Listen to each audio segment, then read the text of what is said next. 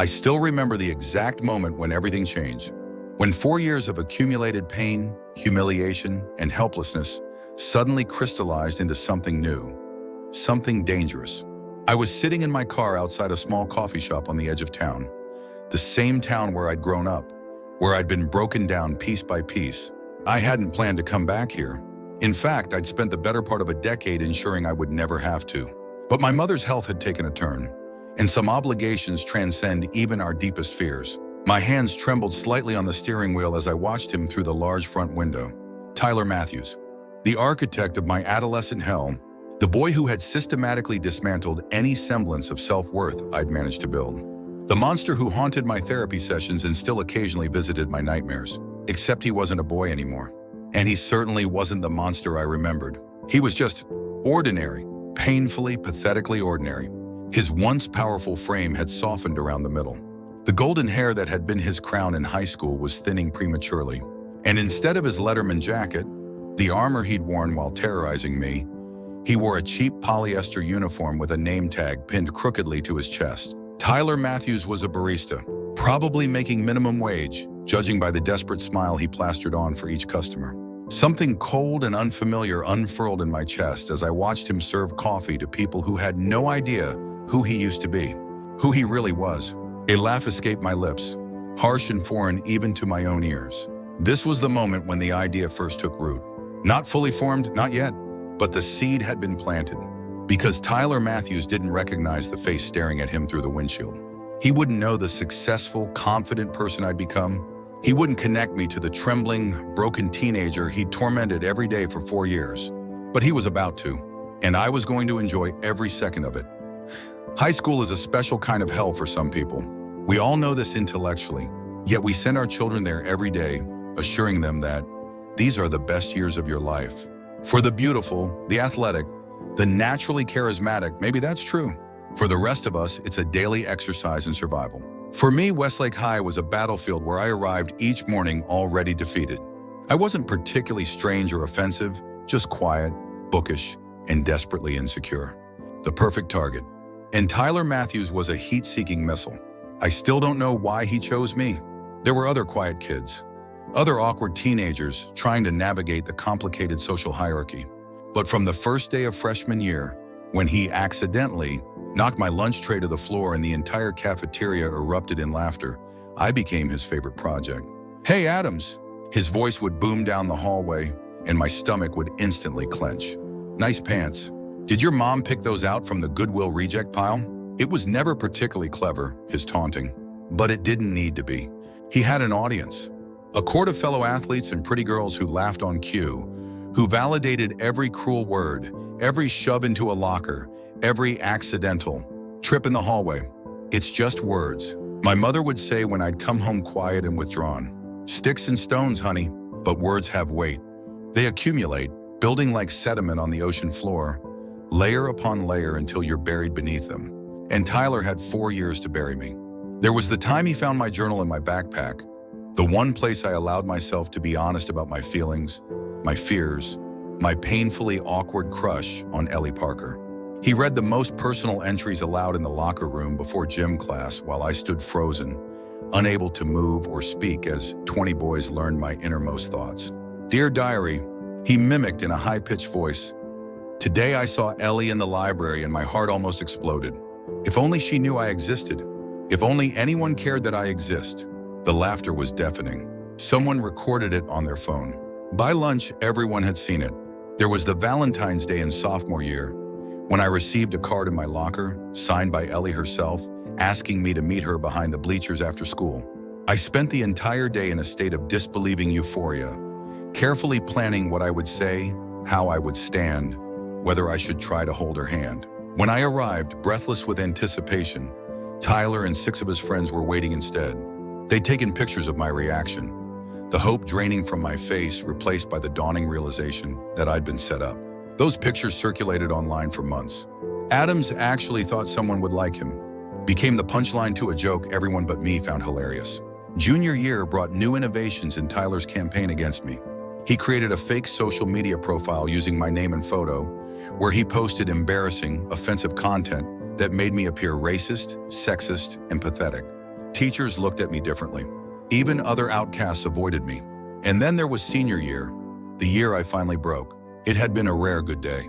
I'd received early acceptance to my dream college on a partial scholarship. For once, the future held some promise beyond the daily torment of Westlake High. I'd even allowed myself a small smile as I walked down the hall, the acceptance letter folded carefully in my pocket like a talisman. Tyler must have noticed that microscopic hint of happiness, because he descended like an avenging angel, determined to extinguish it. "Adams looks happy today," he announced loudly as I passed his group in the hallway. "Oh, what's up, freak? Finally managed to pay someone to be your friend?"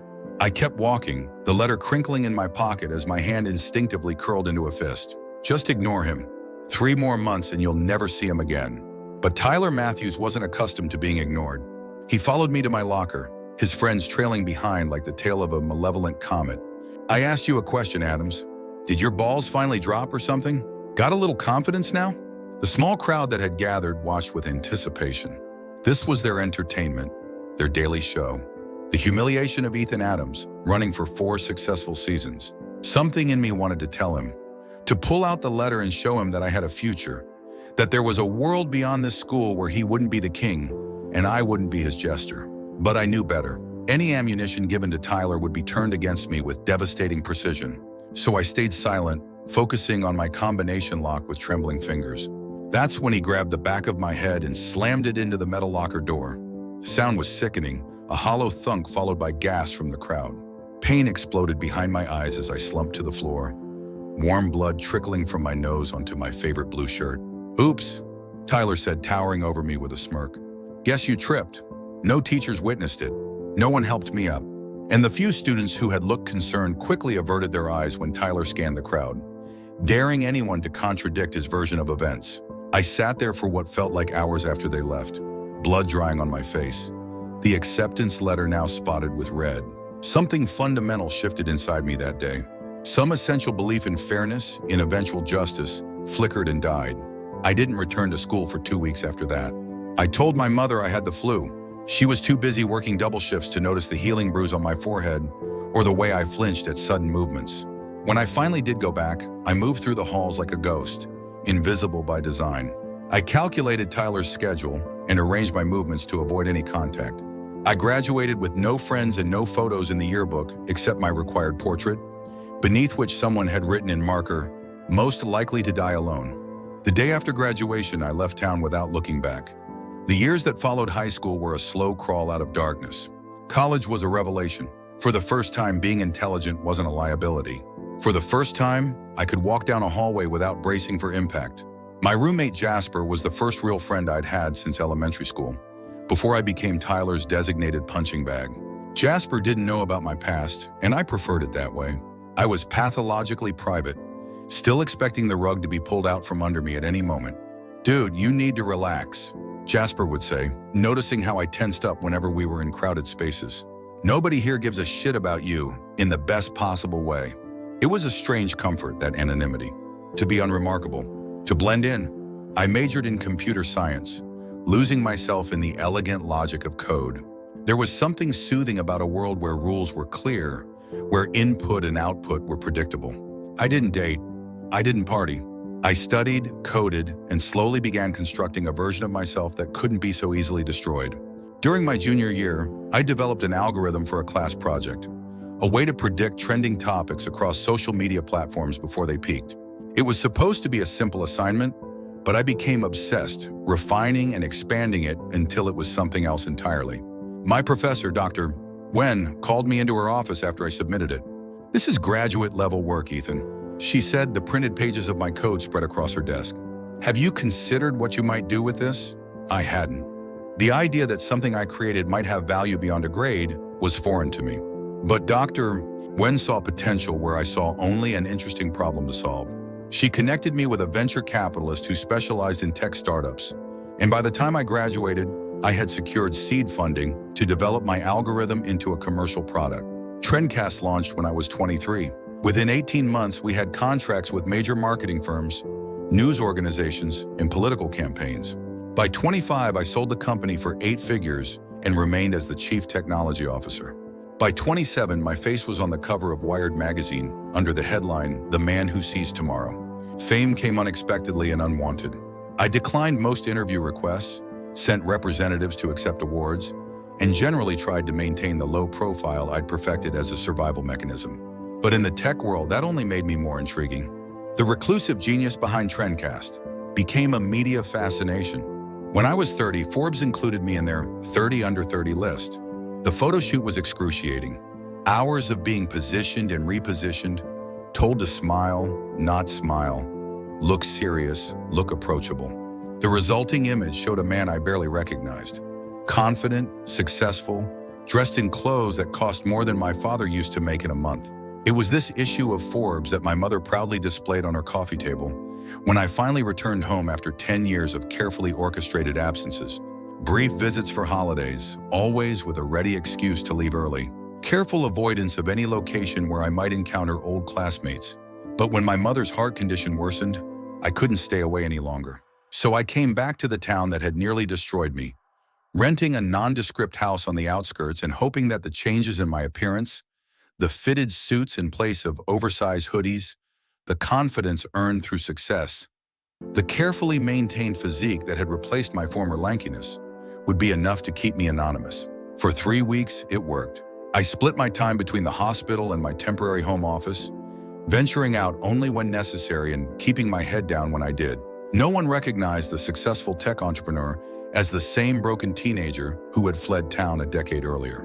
Until that morning at the coffee shop, when I saw Tyler Matthews for the first time since graduation day. I almost didn't stop for coffee that morning.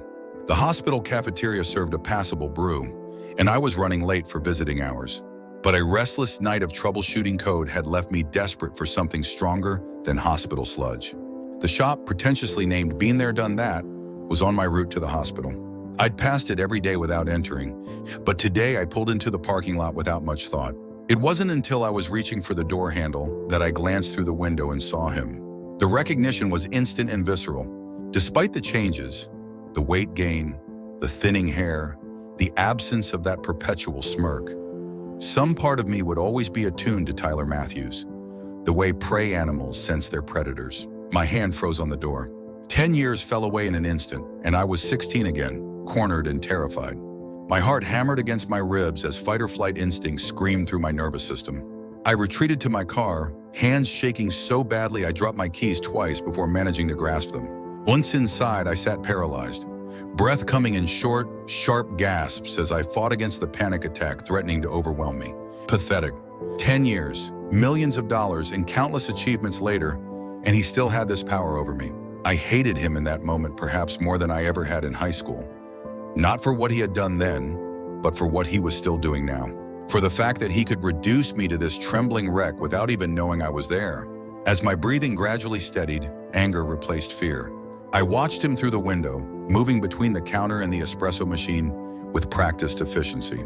He smiled at customers, laughed at something a coworker said, existed in blissful ignorance while I sat suffocating in memories he had probably forgotten creating. Did he ever think about what he'd done? Did he lie awake at night remembering the sound of my head hitting metal? The sight of blood on my shirt? Did he ever wonder what happened to the boy he tortured for sport? I doubted it. People like Tyler Matthews didn't waste time on introspection. They moved through life leaving destruction in their wake, never looking back to survey the damage. And yet here he was, serving coffee for minimum wage while I had more money than I could spend in a lifetime. There was a certain cosmic justice in that, I supposed. The golden boy had lost his shine. The king had fallen from his throne. It should have been enough. I should have driven away, satisfied with the knowledge that our paths had diverged so dramatically in my favor. That would have been the healthy response, the response my therapist would have encouraged. Instead, I reached for my phone and called the hospital. "Hi, this is Ethan Adams. I'm afraid I won't be able to visit my mother this morning. Something's come up." I ended the call before the nurse could respond, my eyes never leaving Tyler's form as he handed a cup to a customer. I sat there for nearly 3 hours watching, learning his patterns, noting when he took breaks, how he interacted with different types of customers, which coworkers he seemed friendly with. I observed with the detached precision I usually reserve for analyzing data sets, cataloging information for some purpose I hadn't yet fully defined. When his shift ended and he emerged from the shop, I slouched down in my seat, irrationally afraid he would recognize me despite the decade of changes between us. He walked to an old Honda with rust spreading around the wheel wells, climbed in, and drove away. I followed at a careful distance. His apartment building was exactly what I'd expected. A dingy complex on the south side of town where rent was cheap and questions were minimal. I watched him trudge up the external staircase to a second-floor unit, disappearing inside without ever suspecting he was being observed. That night, I couldn't sleep. Images kept flashing through my mind. Tyler's smirking face as he read my journal aloud. Tyler's hand on the back of my head just before the impact with the locker. Tyler's careless stance behind the coffee counter this morning, untroubled by the past. By dawn, I'd made a decision. I would do what I should have done years ago, confront him, force him to acknowledge what he'd done. Maybe then I could finally close this chapter and move on. It was a lie, I told myself, of course. Even then, I think I knew it was a lie. But it was a necessary one, allowing me to take the first step without facing the darkness that was truly driving me. The next morning, I returned to the coffee shop. This time, I didn't wait in the car. I straightened my Italian suit jacket, adjusted my Patek Philippe watch, visible wealth being its own form of armor, and walked through the door. The bell jingled cheerfully as I entered. Tyler was at the register, looking bored as he tapped something into the screen. He didn't look up immediately. "Welcome to Being There, Done That. What can I get you?" His voice was different, lower, more worn around the edges, but still recognizably his. "Hello, Tyler." His eyes flicked up at the use of his name, customer service smile already in place.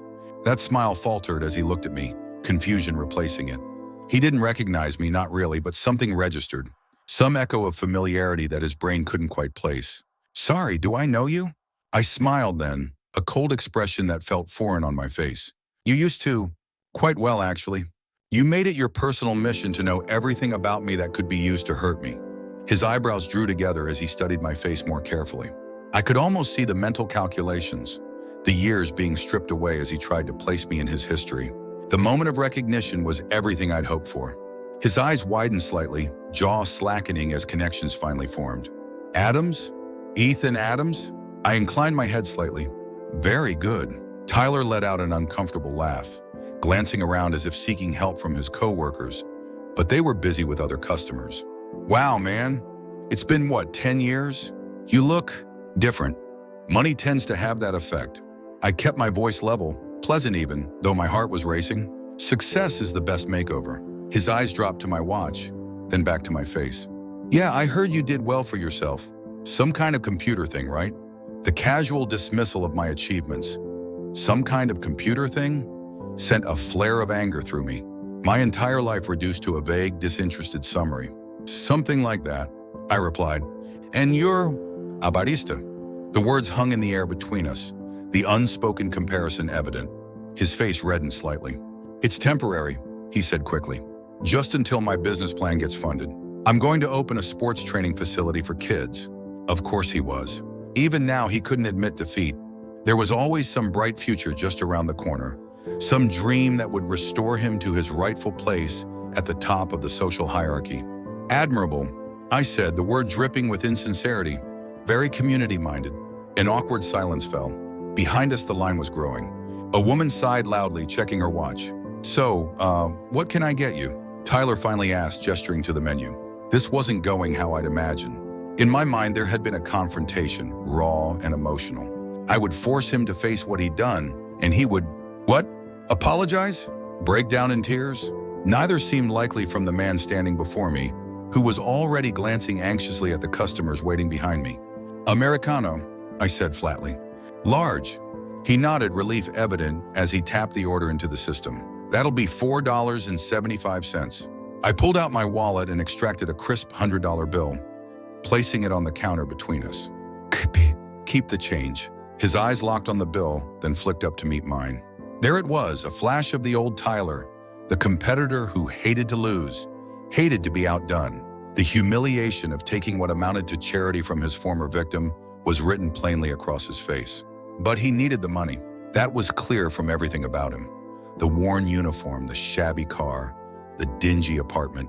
Pride warred with practicality in his expression. Practicality won. He took the bill, his movement stiff. "Thanks. I'll get your drink started." As he turned away, I felt a surge of something dark and satisfying. It wasn't closure, not even close, but it was power. For the first time, I held power over Tyler Matthews, and I wanted more. I became a regular at Been There, Done That. Every morning like clockwork, I would arrive during Tyler's shift, order an Americano I rarely drank, and leave an excessive tip. Sometimes I would sit at a table near the counter, working on my laptop while covertly observing him. Other times I would take my drink and leave immediately, knowing that my brief presence was enough to disrupt his day. It was petty, childish even, but each time I saw him tense when the door chimed and I walked in, each time I caught the flash of resentment in his eyes when I slid another large bill across the counter, I felt a small piece of my old pain being transferred back to its source. We rarely spoke beyond the transaction. Sometimes I would ask innocuous questions about his day or comment on the weather. Normal customer small talk that seemed to unnerve him far more than open hostility might have. He couldn't understand my angle, and that uncertainty was its own form of torment. After 2 weeks of this routine, he finally broke. "What do you want from me, Adams?" he asked as he handed me my change from yet another $100 bill. His voice was low, meant only for my ears despite the empty shop. "Why are you really here?" I raised an eyebrow, the picture of innocence. "Coffee, obviously. It's a coffee shop." "Bail?" "Bullshit." His knuckles were white where he gripped the counter. "You show up here every day in your fancy suits, flashing your money around." "Wait a minute, what is this? Some kind of revenge thing? Trying to show me how much better you're doing?" I smiled mildly. "Not everything is about you, Tyler. I'm in town taking care of my mother. She's ill. The hospital is nearby. Your coffee is convenient." He didn't believe me. I could see it in his eyes. But he also couldn't prove I was lying, and that frustrated him more than anything. "Right?" he said finally. "Well, sorry about your mom." The fake sympathy grated on me. Are you capable of that emotion?" His jaw tightened. "Look, if you've got something to say to me, just say it." I regarded him coolly for a long moment, considering. Part of me wanted to unload everything. Every humiliation, every sleepless night, every therapy session spent trying to rebuild what he had broken. But another part, a calculating part I hadn't known existed until recently, recognized that restraint was more powerful. "Nothing to say," I replied, picking up my coffee. "Have a nice day, Tyler." I left him standing there, confusion and anger warring on his face. It wasn't enough. Not nearly enough, but it was a start. That evening, as I sat beside my mother's hospital bed, watching her sleep, I thought about what I was doing. The daily visits to the coffee shop had become my obsession, overshadowing everything else, including the reason I'd returned to town in the first place. "I don't recognize myself anymore, Mom," I whispered to her unconscious form. "I don't know if that's good or bad." She stirred slightly but didn't wake. The steady beep of her heart monitor was the only response. I'd always been the good son, quiet, hardworking, dependable. I'd built my success not just for myself but for her, to give her the security and comfort she'd never had while raising me alone. Now I was squandering precious time with her to torment a high school bully. But I couldn't stop. Each night I promised myself I would focus on what mattered. My mother, my company, my actual life. And each morning I found myself drawn back to that coffee shop, back to Tyler, like a tongue probing a sore tooth. Things escalated after an unexpected encounter at the hospital. I was leaving after an evening visit when I rounded a corner and nearly collided with a woman carrying a vase of flowers. "Sorry," I mumbled, steadying her before the flowers could spill. "Ethan? Ethan Adams?" I looked up, startled by the familiar voice. Ellie Parker, now Ellie Matthews according to the wedding ring on her finger, stood before me, barely changed from high school. The same warm brown eyes, the same gentle smile that had once featured prominently in my adolescent daydreams. "Ellie," I managed, surprise making me stupid. "Hi." "Oh my God, it is you." She readjusted her grip on the flowers. "I heard you were back in town, but I didn't believe it. You look amazing." "Thanks," I said awkwardly. "You too." An uncomfortable silence fell between us. I was acutely aware that the last time she'd properly seen me was in those humiliating photos Tyler had circulated. My devastated face when I realized the Valentine's note had been a cruel prank. "My dad's having surgery tomorrow," she explained, gesturing with the flowers. "Nothing serious, just a knee replacement." "When? What about you?" "Why are you at the hospital?" "My mother. Heart condition." Her face softened with genuine sympathy. "I'm so sorry." "Ha ha ha. How is she doing?" "Stable for now. I shifted my weight, eager to escape. I should probably get going. Wait, she said quickly. I've actually been wanting to talk to you for years. About high school. About everything that happened. My stomach clenched. There's nothing to talk about. There is. She stepped closer, lowering her voice. What Tyler did to you, what all of us did by standing by and letting it happen, it was wrong. So wrong. I felt terrible about it for years. I stared at her speechless. Of all the scenarios I'd imagined for my return to town, a spontaneous apology from Tyler's wife had never factored in. I broke up with him after graduation, you know, she continued. What he did to you was just part of it. He wasn't the person I thought he was. We only got back together a few years ago, after he'd been through some rough times. He's different now. Each word felt like a physical blow. Not only was Tyler married to the girl I'd once pathetically pined for, but Ellie was actually defending him, painting him as some kind of reformed character. Different, I repeated tonelessly. Right, she must have sensed my skepticism because she rushed to elaborate. He really is, Ethan. Life hasn't been easy for him. His dad died junior year of college and he had to drop out to help support his mom and sisters. Then the recession hit and he lost everything trying to start a business. It's been humbling for him. Humbling. I couldn't keep the bitterness from my voice. How nice for his personal growth. Ellie's expression faltered. I'm not excusing what he did to you. Nothing could excuse that. I'm just saying people can change. Can they? I looked at her directly. Or do they just adapt when circumstances force them to? If Tyler had gotten everything he wanted in life, the college scholarship, the business success, would he have ever felt humbled enough to regret what he did? She had no answer for that, which was its own kind of answer. I need to go, I said finally. Good luck with your father's surgery. I walked away before she could respond, my mind racing. So Tyler and Ellie were married. The bully and the bystander, united in convenient amnesia about the past. The information changed something in me. Until that moment, my daily coffee shop ritual had been petty revenge at best. A small way to make Tyler uncomfortable without any real consequences. But now I saw the potential for something more significant. Something that would make him truly understand what he had done to me. I spent that night researching. Tyler's social media profiles were easy to find, though sparsely updated. Ellie's were more active, carefully curated glimpses into their life together. Photos of weekend trips, home-cooked meals, their modest but tasteful house on the north side of town. Smiling selfies with friends I recognized from high school. A perfect little life, built on the foundation of my suffering. Through mutual connections, I pieced together more details. Tyler had indeed dropped out of State University after his father's sudden death. He'd worked a series of increasingly desperate jobs to help his family stay afloat. The failed business venture had been a sporting goods store that opened just before the economic downturn. He and Ellie had reconnected at a mutual friend's wedding 5 years ago and married last June. No children yet, but according to her sister's comments on a recent photo, they were trying. The more I learned, the clearer my path became. Tyler Matthews had taken everything from me in high school. My dignity, my sense of safety, my self-worth. Now I had the opportunity to take everything from him. The idea should have horrified me. The fact that it didn't was perhaps the most disturbing revelation of all. The next morning, I didn't go to the coffee shop. Instead, I went to the hospital early, spending genuine time with my mother, who was having one of her more lucid days. You seem distracted, she observed as I helped her with her lunch. Is it work? I forced a smile. Just a project I'm working on. Nothing important. You work too hard, she said, patting my hand. Always have. Even as a little boy, you were so serious about everything. I got that from you, I reminded her. Missed 2 jobs and still home to cook dinner, Williams? She laughed, the sound weaker than I remembered, but still warm. We did all right, didn't we? Just the 2 of us. We did, I agreed, though my throat tightened at the memory of those years. Her exhaustion, my isolation, the constant struggle to make ends meet while Tyler and his friends drove new cars and wore designer clothes. And look at you now, she continued proudly.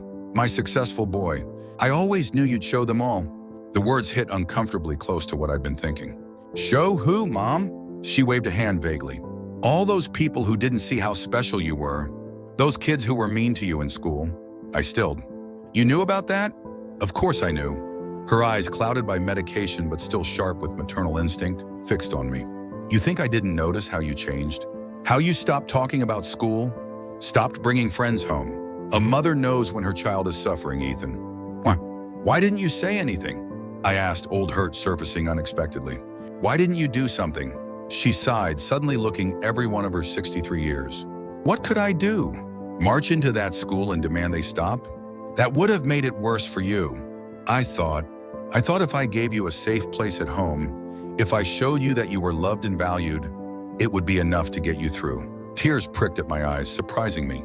It wasn't your fault, Mom. I didn't mean to suggest that. I know. She squeezed my hand. But I've always wondered if I made the right choice. If I should have fought harder for you. You fought in your own way, I assured her, thinking of the double shifts. The carefully managed budget that somehow always included money for books I wanted.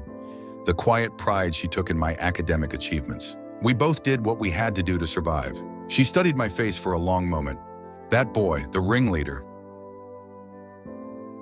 What was his name? Tyler something? Matthews. I supplied, surprised she remembered. Tyler Matthews. That's right. She nodded slowly. I saw him once, at your graduation. I asked someone to point him out to me. I wanted to see the face of the boy who'd hurt my son. I could picture it perfectly. My mother in her best dress, quietly gathering intelligence on her son's tormentor while maintaining her dignified facade. What did you think when you saw him? I thought he looked ordinary, she said simply. Just an ordinary boy with too much power and not enough kindness. I felt sorry for him in a way. Sorry for him? I couldn't hide my disbelief. Why? Because people like that, people who need to hurt others to feel important, they're hollow inside. Nothing ever fills them up. Not really.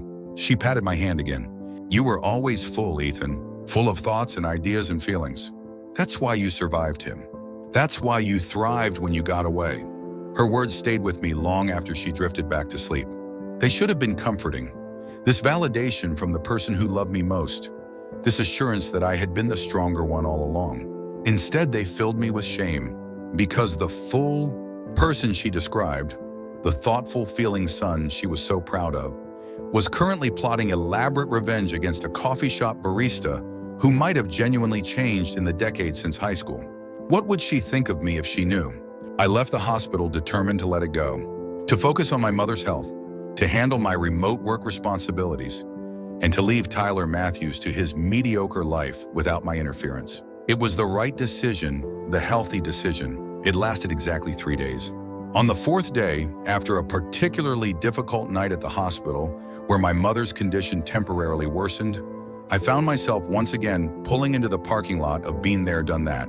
Tyler was at the counter as usual, but his expression when he saw me enter was different, knowing, almost smug. Americano? He asked before I could speak. I nodded, suddenly uneasy. Ellie told me she ran into you at the hospital, he said as he prepared my drink. Said you two had an interesting conversation. My jaw tightened. Did she? Yeah. He placed the coffee on the counter between us. She seems to think I owe you some big apology for high school. The casual dismissal in his tone was infuriating. And you disagree? He shrugged, glancing around to make sure his coworkers weren't within earshot. Look, I'm not saying I was a saint in high school. I was a dick sometimes, sure. But that's what high school is, man. Everyone goes through shit. Everyone gets over it and moves on. Gets over it, I repeated, my voice dangerously quiet. Moves on. Exactly. He seemed oblivious to the tension radiating from me. I mean, look at you.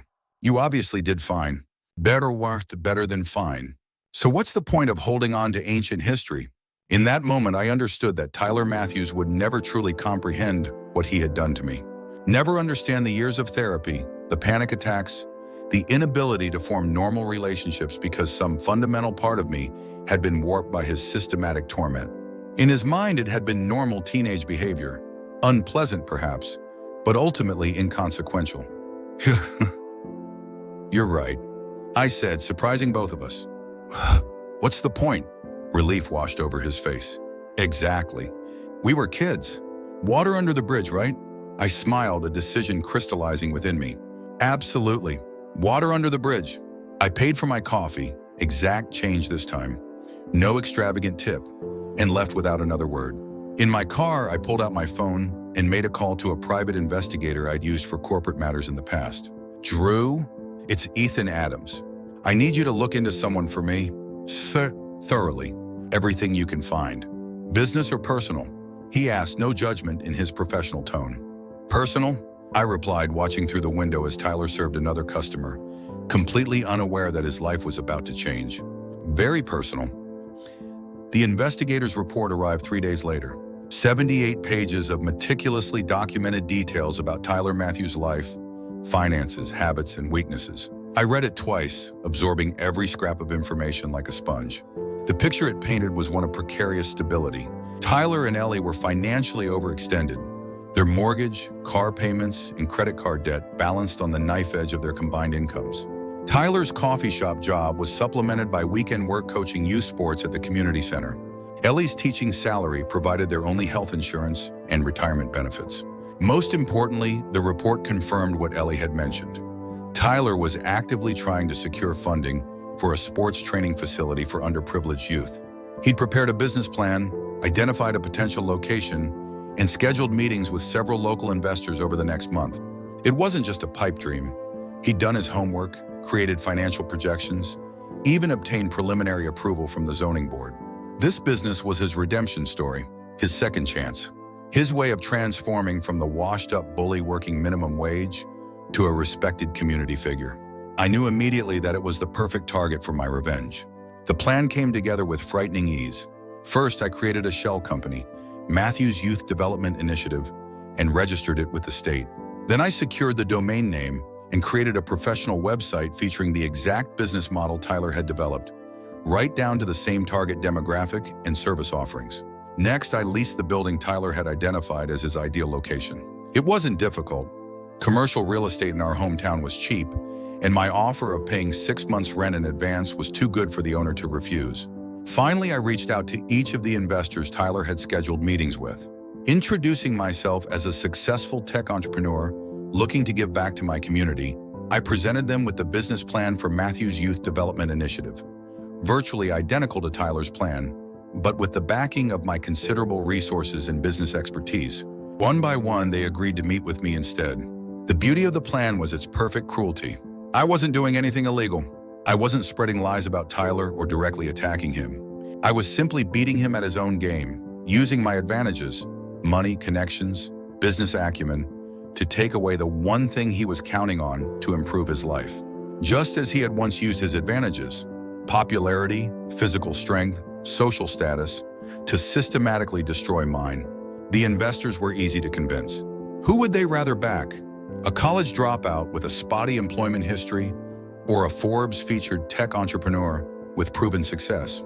By the end of the week, I had secured commitments from all of them, effectively cutting off Tyler's access to the capital he needed. I told myself it was just business. Survival of the fittest. May the best business plan win. But I knew it was more than that. Much more. For the next phase, I needed Tyler's full attention. I returned to the coffee shop after a week's absence, arriving during a quiet period when he was working alone. His face registered surprise when I walked in, then warped into a stiff customer service smile. Haven't seen you in a while. Thought maybe you'd found a better coffee place. Remember, I've been busy, I replied casually. How have you been? Fine, he said, though something in his expression suggested otherwise. Dark circles shadowed his eyes and tension lined his mouth. The usual, I nodded, watching as he prepared my Americano with mechanical efficiency. When he placed it on the counter, I noticed his hands were slightly unsteady. Everything okay? I asked, feigning concern. You seem stressed. He hesitated, clearly debating whether to engage with me on a personal level. Financial desperation won out over pride. Actually, I've been better, he admitted. Had some meetings fall through this week. Business thing I'm trying to get off the ground. I made my expression appropriately sympathetic. Sorry to hear that. What kind of business? Sports training facility for kids who can't afford private coaching. Despite his obvious disappointment, enthusiasm crept into his voice as he described his vision. Trying to level the playing field a bit, you know. Give kids from all backgrounds a fair shot at athletic scholarships and opportunities. Sounds worthwhile, I said, meaning it despite myself. The idea was genuinely good, which made what I was doing all the more effective. What happened with the meetings? His jaw tightened. Investors pulled out at the last minute. All of them. Apparently someone else approached them with a similar concept, but with more resources behind it. They decided to go with the sure thing. That's rough. I sympathized, a strange mixture of satisfaction and guilt churning in my stomach. Competition can be brutal. Yeah, well, he shrugged, attempting nonchalance, though the defeat in his eyes was palpable. Back to the drawing board, I guess. I sipped my coffee, considering my next move carefully. Have you secured a location yet? I had one lined up, but he broke off, frustration evident. The owner called yesterday, said he'd leased it to someone else who offered to pay 6 months up front. The same competitor? I asked innocently. Must be. He ran a hand through his thinning hair. Whoever it is, they're systematically blocking every avenue I had. It's like they're targeting me specifically. It was the perfect opening. I pulled a business card from my wallet and slid it across the counter. It was newly printed, featuring the logo of Matthew's Youth Development Initiative, and my name as founder and CEO. Maybe this will explain things, I said quietly. He looked at the card, confusion furrowing his brow. Then understanding dawned, followed swiftly by disbelief and anger. You, he said, his voice barely above a whisper. You're the one who... He couldn't even finish the sentence, shock rendering him momentarily speechless. Me, I confirmed calmly. Ironic, isn't it? Using my name for the company, I mean. Matthew's Youth Development Initiative has a nice ring to it, don't you think? The color drained from his face. Why? Why would you do this? I leaned forward slightly, lowering my voice. You asked me once what I wanted from you, Tyler. The answer is everything. Everything you care about. Everything you're counting on. Everything you hope for. Because of high school? He asked incredulously. That was over a decade ago. Time doesn't automatically heal all wounds. I replied, surprised by how steady my voice remained, despite the emotions roiling inside me. Some wounds change you permanently. They become part of who you are. He stared at me as if seeing me for the first time. You're insane. This is insane. Is it? I raised an eyebrow. I seem to recall you going to extraordinary lengths to torment me in high school. Creating fake social media profiles. Orchestrating elaborate public humiliations. This is just business strategy, Tyler. Nothing personal. The lie hung between us, its falseness obvious to both of us. I can't believe this, he said, shaking his head. You're actually going to open this business? You don't even care about sports or kids or any of it. You're just doing it to screw me over. The business will be very real, I assured him. In fact, it launches next month. We're already hiring staff. Maybe you should apply? I hear you have relevant experience. The suggestion that he might work for the company that had stolen his dream was the final straw. Rage contorted his features, and for a moment I thought he might lunge across the counter at me. Instead, he did something worse. He laughed. It wasn't genuine amusement, more a hollow, broken sound that scraped against my nerves. You know what? I was right about you all along. Even back in high school, there was something wrong with you. Something fundamentally broken. The words hit harder than I'd expected. Excuse me? Normal people don't do this, he continued, gesturing at the business card between us. Normal people don't spend their time and money obsessing over decade-old high school grievances. They move on. They build lives. They don't, whatever this twisted shit is. You don't get to lecture me about normal behavior, I said, my composure finally cracking. Not after what you did. What I did was stupid teenage bullying, he countered. It was wrong, absolutely. I'm not denying that. But this? He jabbed a finger at the business card. This is another level of fucked up. This is calculating adult malice. I wanted to argue, to defend myself, but the words stuck in my throat. Because beneath the self-serving justification, there was a grain of truth in what he was saying. This wasn't impulsive teenage cruelty. This was deliberate, methodical destruction planned by a grown man with resources and intelligence. What did that say about me? Before I could respond, the bell above the door jingled as customers entered. Tyler straightened, his professional mask sliding back into place with practiced ease. I have to get back to work, he said, his voice low and controlled. Take your coffee and go. I did, though not because he told me to. I needed space to think, to process the unexpected turn our confrontation had taken. I'd anticipated satisfaction, perhaps fear or pleading on his part. I hadn't expected him to make me question my own actions. As I drove away, his words echoed in my mind. Normal people don't do this. Was he right? Had my pursuit of revenge crossed some line that separated justice from obsession? Or was this simply the natural conclusion to a story that had begun in those high school hallways? The final balancing of scales that had been tipped against me for so long? I didn't know anymore, and that uncertainty was more unsettling than anything else. The next few weeks passed in a blur of activity, True to my word, I proceeded with opening Matthew's Youth Development Initiative. I hired qualified coaches and support staff. I purchased top-of-the-line equipment. I instituted a sliding scale fee structure that would make quality sports training accessible to children from all economic backgrounds. On paper, it was everything Tyler had envisioned, but better, more comprehensive, more financially sound. I told myself I was simply executing a good business idea, one that would genuinely benefit the community while simultaneously serving my personal vendetta. The cognitive dissonance was exhausting. I didn't return to the coffee shop during this time.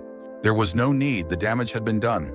Occasional drive-bys confirmed that Tyler was still working there, going through the motions of normal life, while I systematically dismantled his dreams. My mother's condition stabilized enough for her to be discharged, and I arranged for round-the-clock home care in her small house. I visited daily, though our conversations remained superficial. I couldn't bring myself to tell her what I was doing, and the omission created a distance between us that had never existed before. "You seem troubled," she observed one evening as we sat together, watching her favorite game show. "Is it work?" "Just busy," I lied, hating myself for it. She studied me with the penetrating gaze that had always seen through my childhood fibs. "You know you can tell me anything, don't you?" "Whatever it is," I nodded, throat tight. "I know, Mom," but I didn't tell her. I couldn't bear to see the disappointment in her eyes if she knew how I'd perverted her pride in my success into a weapon against someone she'd once pitied for being hollow inside. The grand opening of Matthew's Youth Development Initiative was scheduled for a Saturday in early October. The renovations were complete, the staff trained, the marketing in place. Local media had picked up the story.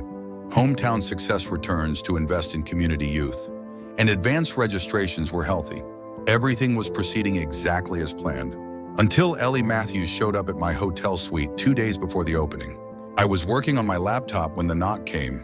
Assuming it was room service with my dinner, I opened the door without checking the peephole. Ellie stood in the hallway, arms crossed, face set in lines of quiet determination. "We need to talk," she said before I could recover from my surprise. "About what you're doing to Tyler." I should have shut the door, should have refused to engage. Instead, I stepped aside and let her enter, some vestige of the teenage boy who had once worshipped her from afar, overriding my better judgment. She declined my offer of a drink, choosing instead to stand by the window overlooking the town. Sunset painted the scene in shades of gold and amber, casting a warm glow over her profile. She looked tired but resolute. "He told me everything," she said finally, turning to face me. "About the business. About you stealing his idea, his location, his investors. All of it. I didn't steal anything," I replied automatically. "I saw a business opportunity and pursued it. That's capitalism." She shook her head slowly. "Don't insult my intelligence, Ethan. This isn't about business. This is about revenge." I didn't deny it. What would be the point? "He hurt you," she continued when I remained silent. "Badly and repeatedly. I understand why you hate him. I would too in your position." But I prompted, hearing the implicit qualification in her tone. "But this isn't just hurting Tyler. It's hurting me. It's hurting his mother, who's counting on him to help with her mortgage. It's hurting his younger sister, who he's putting through community college." Each new detail was like a small cut. I'd known Tyler had family obligations. The investigator's report had mentioned them. But I deliberately avoided thinking about the collateral damage my revenge would cause. "That's not my concern," I said, though the words sounded hollow even to my own ears. "Isn't it?" Ellie moved closer, her eyes searching mine. The Ethan Adams I remember was quiet and kind, sensitive, the boy who left flowers in Min's Rodriguez's classroom after her husband died, the boy who helped freshmen find their classrooms during the first week of school. I flinched at the reminder of who I'd been before Tyler's systematic destruction, before I'd learned to protect myself by becoming someone harder, colder. "That person is gone," I told her flatly. "Your husband made sure of that." "I don't believe you." She shook her head. "That person is still in there. Otherwise, you wouldn't have made the youth center a sliding scale operation. You wouldn't have hired specialized coaches for children with disabilities. You wouldn't have included college counseling services as part of the program." I stared at her, momentarily speechless.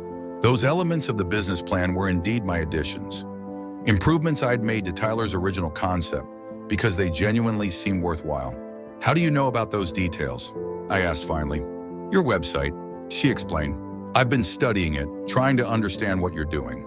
And what I see is someone who's putting real thought and care into a project that's supposedly just a vehicle for revenge.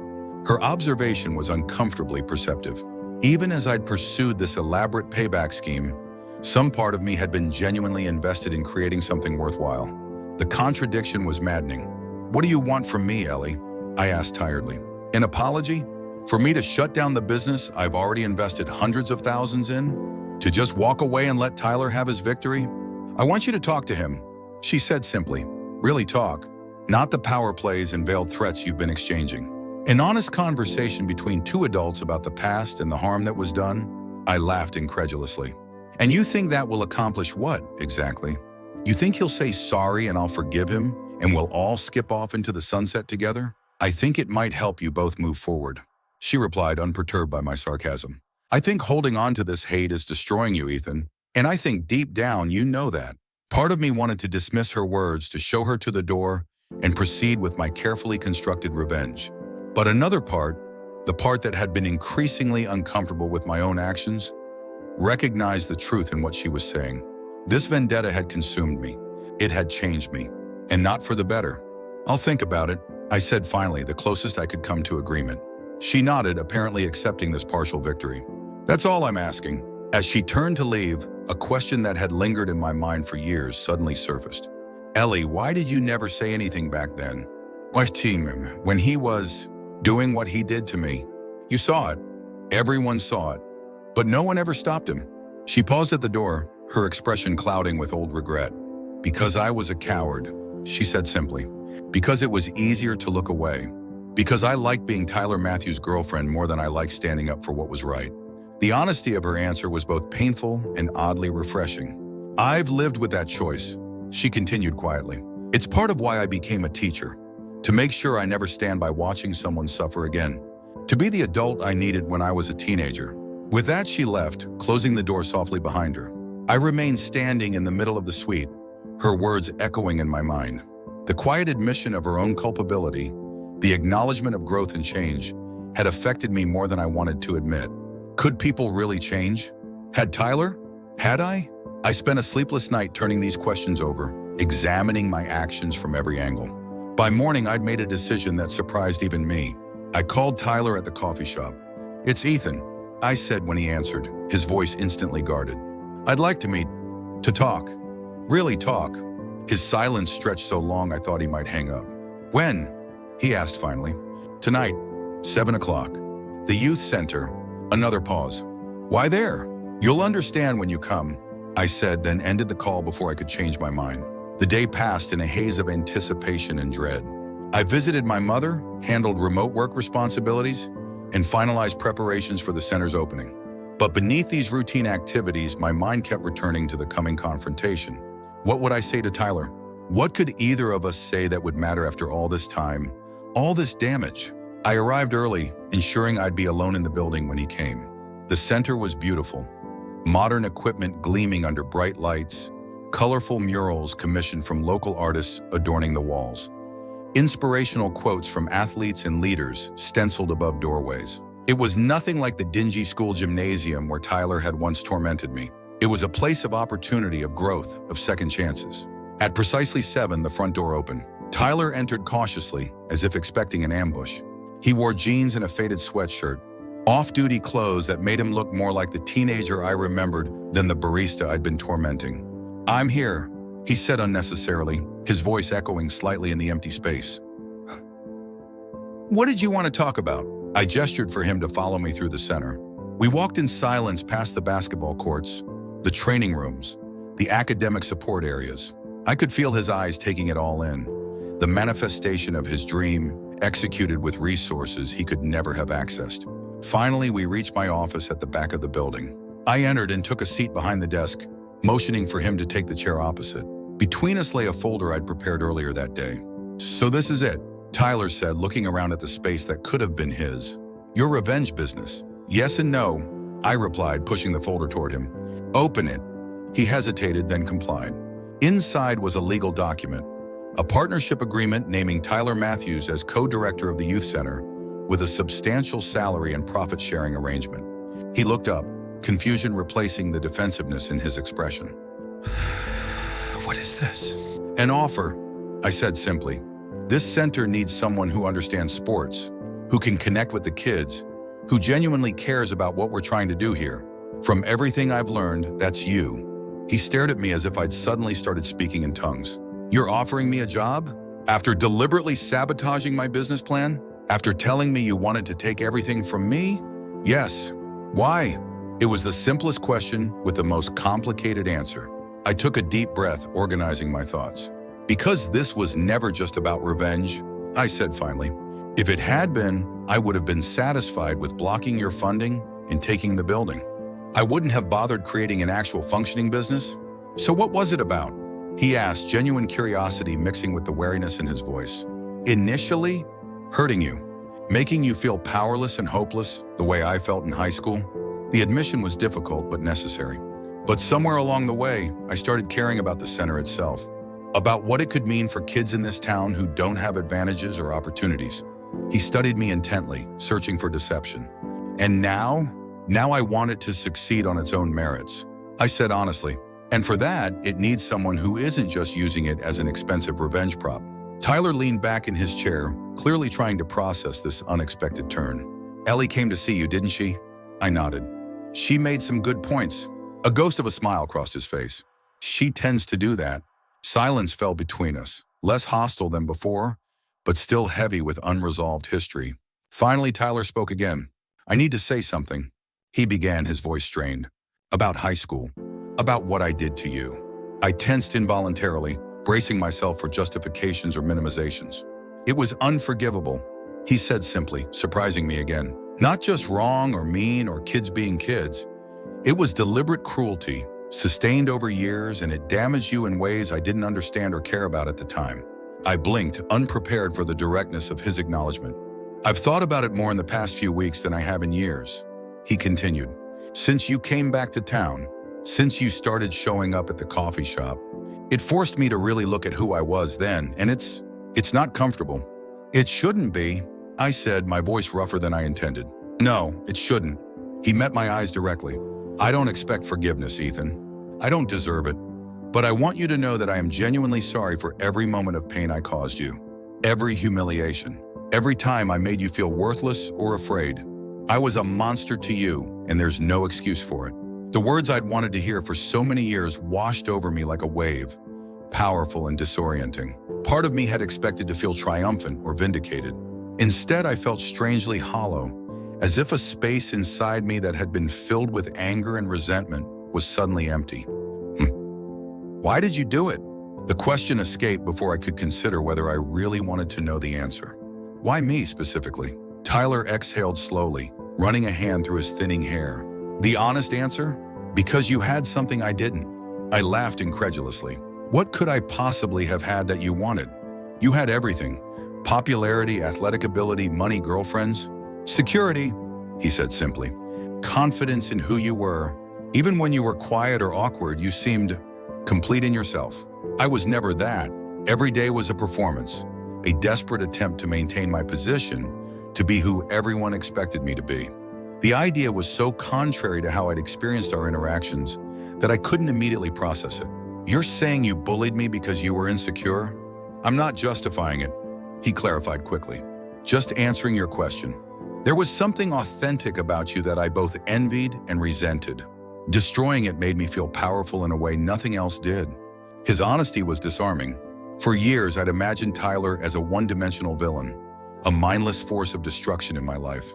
The reality that he had been a deeply insecure teenager acting out his own issues in the cruelest possible way was more complex and, in some ways, more disturbing. Thank you for that, I said finally, for the explanation and the apology. He nodded, his eyes dropping to the partnership agreement, still open on the desk between us. So is this offer real, or part of some larger game I don't understand yet? It was a fair question. A week ago, it might have been exactly that. Another cruel twist in my elaborate revenge. But something had shifted in me. Some healing process finally beginning after years of festering pain. It's real, I assured him. The center needs someone with your expertise and passion. I need a local partner who'll be here when I return to California. And ... I hesitated, then finished honestly. And maybe we both need a way to transform something toxic into something positive. Tyler considered this, his expression thoughtful. I'd want some changes to the program structure. More emphasis on team building for kids who struggle socially. More individual mentoring. Those sound like good additions. I agreed. And the name has to change, he added firmly. Matthew's Youth Development Initiative is too pointed, I suggested with the ghost of a smile. Exactly. I nodded, accepting the reasonable request. We can work on alternatives. He studied me for another long moment, then extended his hand across the desk. I can't promise we'll ever be friends, Ethan. There's too much history. But I can promise to be a dedicated partner in making this center something that helps kids who need it. I took his hand, feeling the strange symmetry of the moment. Our lives had intersected in the worst possible way as teenagers. Now we had a chance to create something beneficial from that painful history. That's enough, I said, meaning it.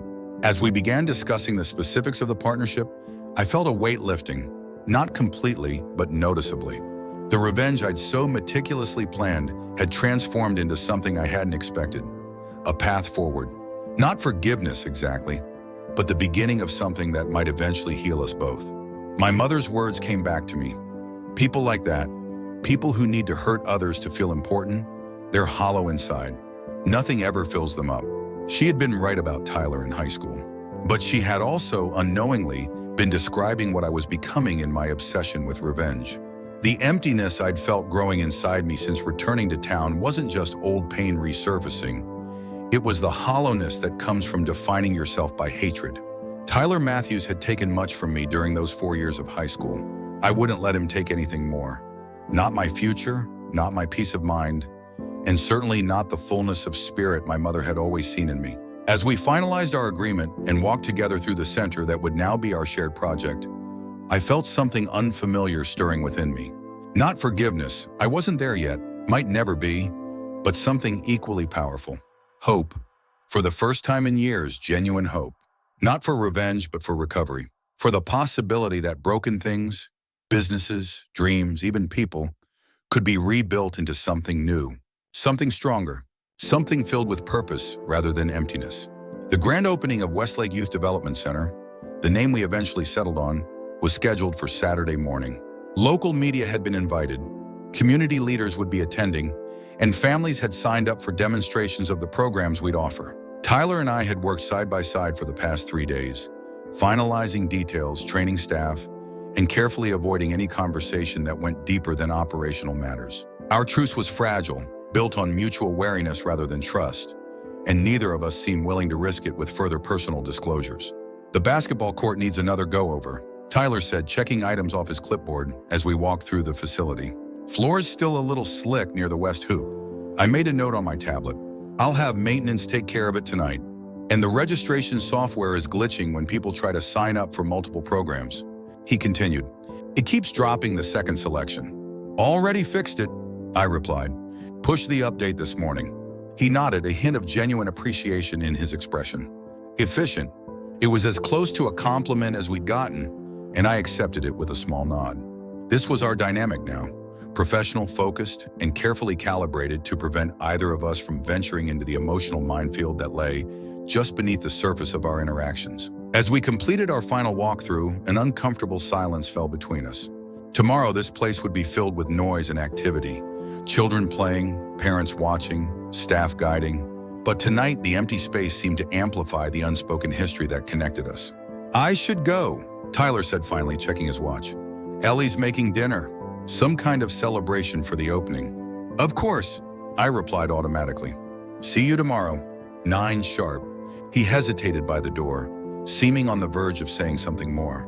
Then he simply nodded and left, the sound of his footsteps echoing in the empty hallway. I remained behind, wandering through the quiet building that represented so much more than a business investment. Just days ago, this place had been the centerpiece of my revenge fantasy, a monument to my triumph over Tyler Matthews. Now it was, what exactly? A peace offering? A joint venture? A complex symbol of our tangled history? Perhaps all of those things. My phone buzzed with a text from my mother's nurse. She's asking for you. Good day today. I locked up the center and drove to her house, my mind still caught in the strange limbo between my abandoned revenge and this uncertain new reality. My mother was sitting up in her recliner when I arrived, color in her cheeks and a spark in her eyes that had been missing for weeks. "There's my boy," she said, holding out her hand as I bent to kiss her cheek. How's the center coming along?" "Good, Nate. One good," I said, settling into the chair beside her. "We're ready for tomorrow's opening." "We?" She raised an eyebrow. "You and no." "Tyler Matthews," I admitted, watching her face carefully for a reaction. "He's my partner in the business now." To her credit, she controlled her surprise quickly. "Well, that's unexpected." "It's a long story," I said, not quite ready to explain the whole twisted journey that had led to this arrangement. "I've got time," she replied mildly, adjusting her blanket. "Plenty of it, according to Dr. Wilkins." Heart's responding well to the new medication. Relief washed over me at this positive health update, momentarily overshadowing my complicated feelings about Tyler. "That's wonderful news, Mom." "It is," she agreed. "Now stop changing the subject and tell me how you ended up in business with the boy who made your high school years a living hell." So I did. Not everything. I spared her the details of my most vindictive plans, but enough that she understood the outline of what had happened since my return to town. As I spoke, I watched her face shift from concern to understanding to something that looked suspiciously like pride. "You were always the stronger one," she said when I finished. "I knew it even when you were being terrorized by that boy. It takes strength to choose a different path than revenge when it's sitting right there for the taking." "I'm not sure it was strength so much as self-preservation," I admitted. "I didn't like who I was becoming." She reached out to pat my hand. "That's exactly what strength is, Ethan. Recognizing when something is destroying you from within and having the courage to stop it." We sat in comfortable silence for a moment, the weight of her words settling around me like a familiar blanket. "Will you come tomorrow?" I asked finally. "To the opening? There'll be a wheelchair access van if you're feeling up to it. Wild horses couldn't keep me away," she assured me with a tired smile. "I want to see this center of yours, and I wouldn't mind getting a look at Tyler Matthews as a grown man either." I laughed, the sound more genuine than any laugh I'd managed since returning to town. "Just promise not to cause a scene if you don't like what you see." "I make no such promises," she replied primly, but her eyes twinkled with mischief. "Now go home and get some rest. Tomorrow's a big day." I kissed her goodbye and headed back to my hotel, her words echoing in my mind. Tomorrow was indeed a big day, not just for the center, but for me personally. It would be the first public test of this strange new alliance with Tyler. The first time we would stand side by side as partners rather than adversaries. I wasn't sure either of us was ready for it. The parking lot was already filling when I arrived the next morning, 15 minutes before our scheduled opening. Staff hustled about in matching polo shirts with the center's logo, putting final touches on displays and demonstration areas. The local newspaper had sent a photographer who was capturing these preparations, focusing particularly on the colorful mural depicting children of diverse backgrounds engaged in various sports and activities. Tyler was at the front desk, reviewing procedures with the registration team. He looked different today, more composed and professional in khaki pants and a button-down shirt than I'd seen him since returning to town. When he spotted me, he excused himself and approached, clipboard in hand. "Morning," he said, his tone all business. "We've already got a line forming. Weather forecast is perfect. Marketing team says the social media response has been strong."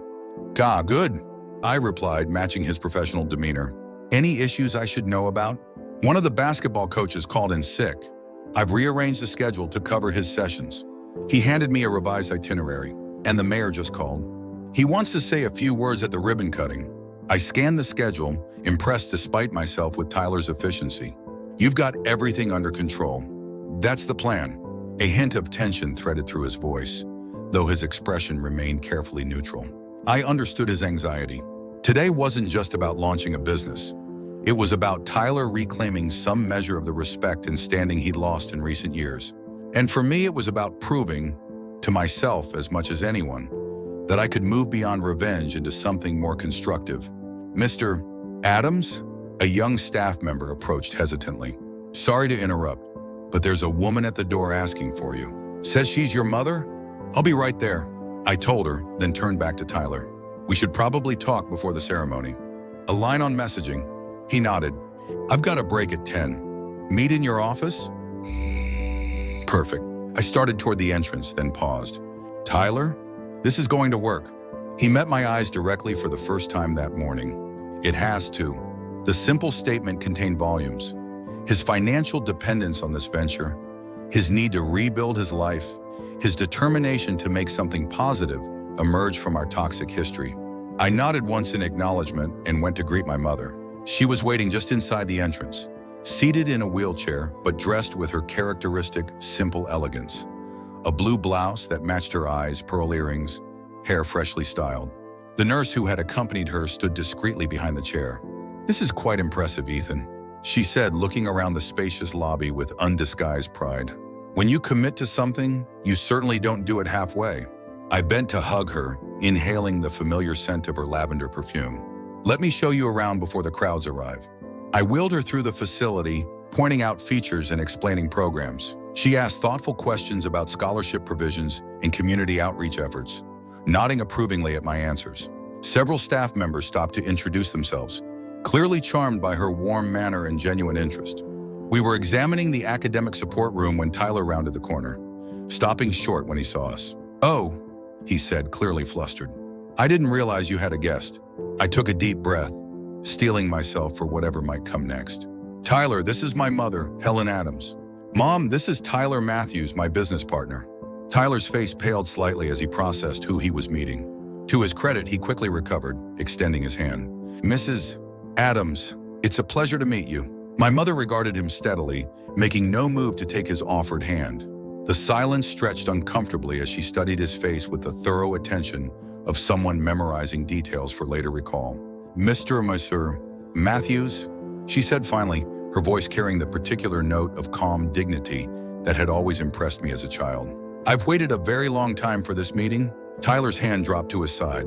"I understand," he said quietly, "and I want you to know how deeply sorry I am for—" She held up a hand, stopping him mid-sentence.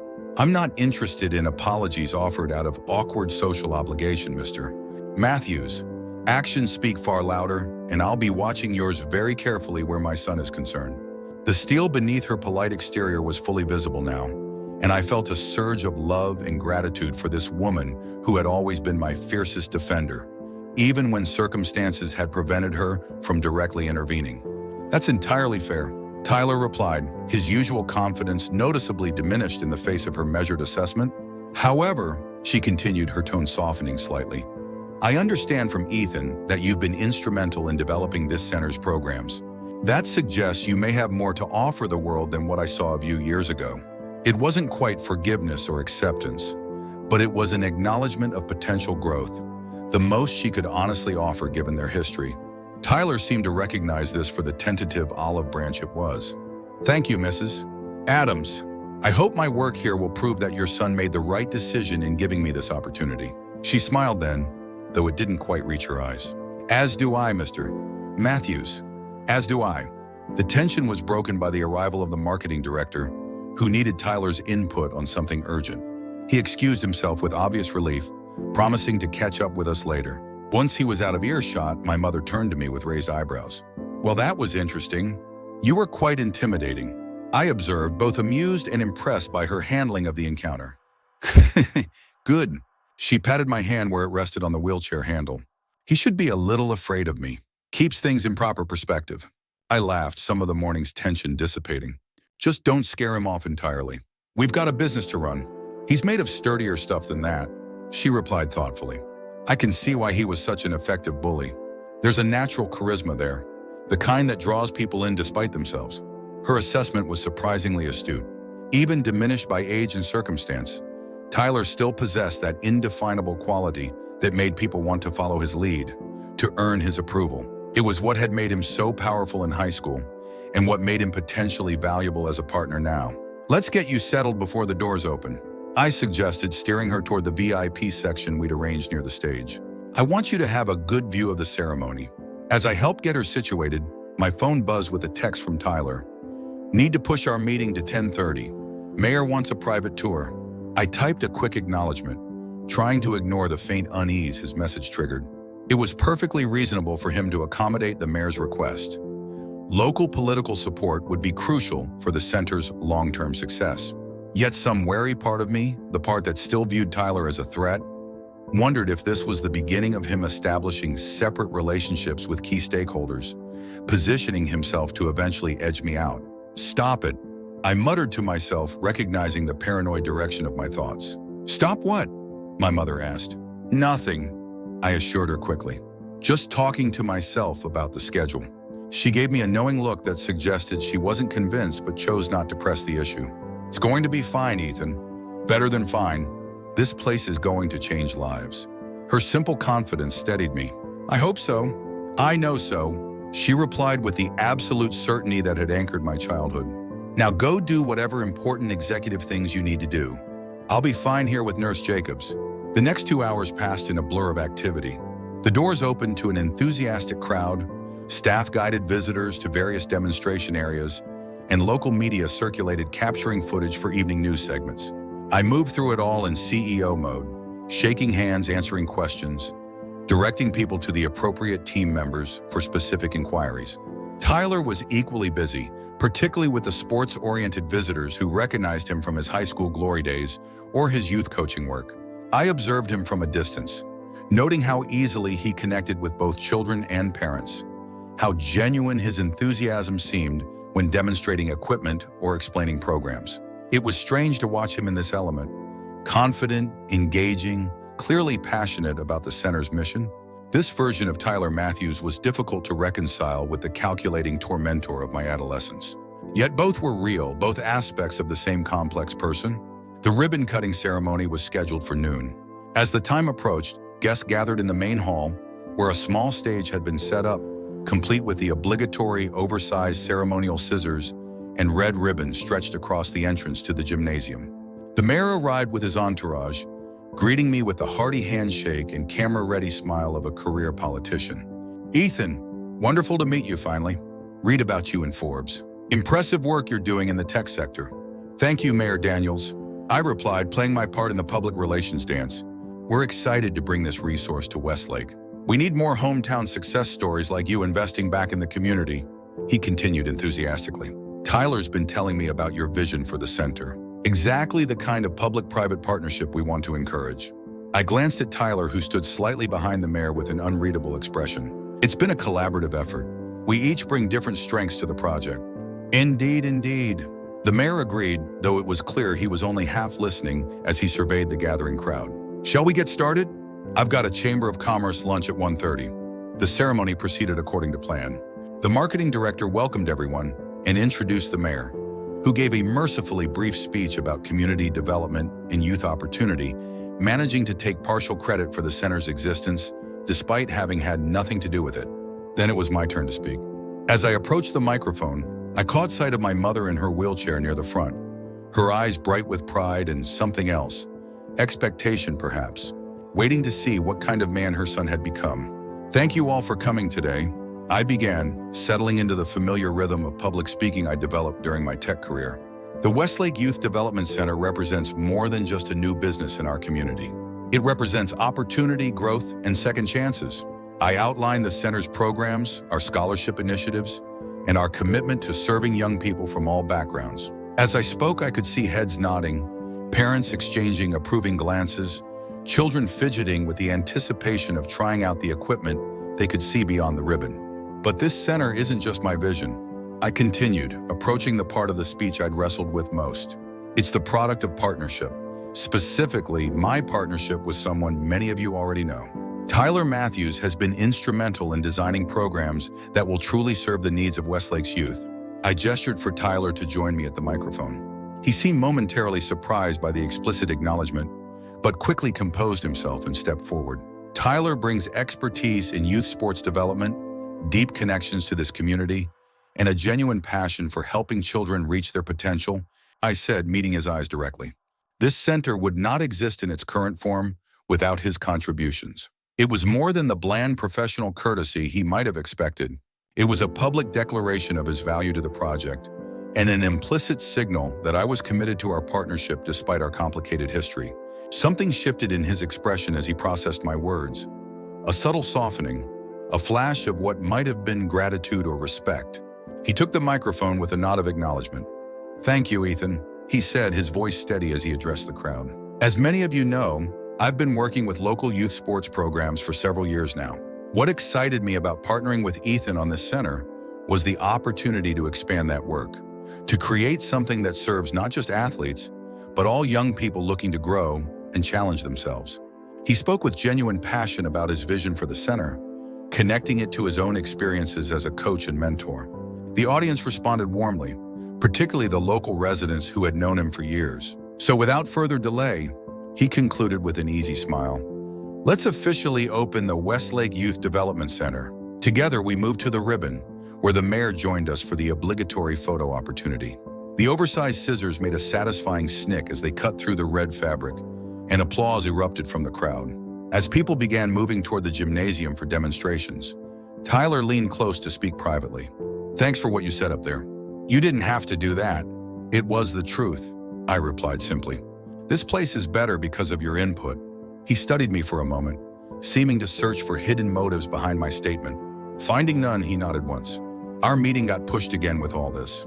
Meet me in your office in 20? I'll be there. I agreed, already being pulled away by a group of parents with questions about the academic programs. The next few hours were a whirlwind of introductions, explanations, and problem-solving as our first wave of visitors explored the center. Staff performed admirably, sign-ups exceeded projections, and social media was already buzzing with positive reviews and photos.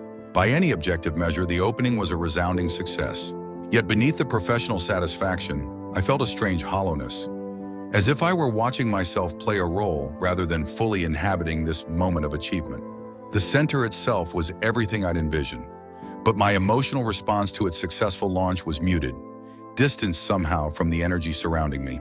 I was contemplating this disconnect when a staff member approached with a message. My mother was tired and ready to return home.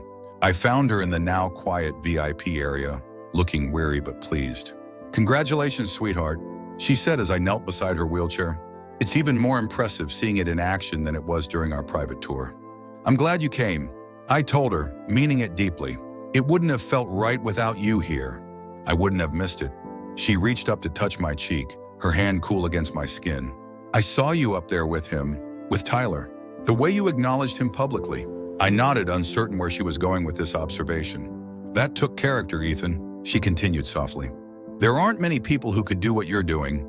Work alongside someone who hurt them so deeply, find value in them, recognize their contributions. I'm prouder of that than any business success. Unexpected emotion tightened my throat. I'm not sure I deserve that pride. A month ago, I was plotting elaborate revenge against him. But you didn't go through with it, she reminded me. When the moment came, you chose a different path. That's what defines us, Ethan. Not our darkest impulses, but whether we act on them. As the nurse arrived to take her home, she squeezed my hand one last time. Keep choosing the harder path, sweetheart. It's working for you. I watched them leave, her words settling into the hollow space inside me, like seeds falling into fertile soil. For the first time since returning to town, I felt something genuine stirring beneath the calculated exterior I'd maintained. Something that felt dangerously like hope. My contemplation was interrupted by Tyler's arrival, his expression troubled. There you are. I've been looking everywhere. Sorry, I said, standing. My mother needed to head home. What's up? We need to talk, he replied, glancing around at the few remaining visitors. Privately. Now. The urgency in his voice triggered an immediate tension in my body.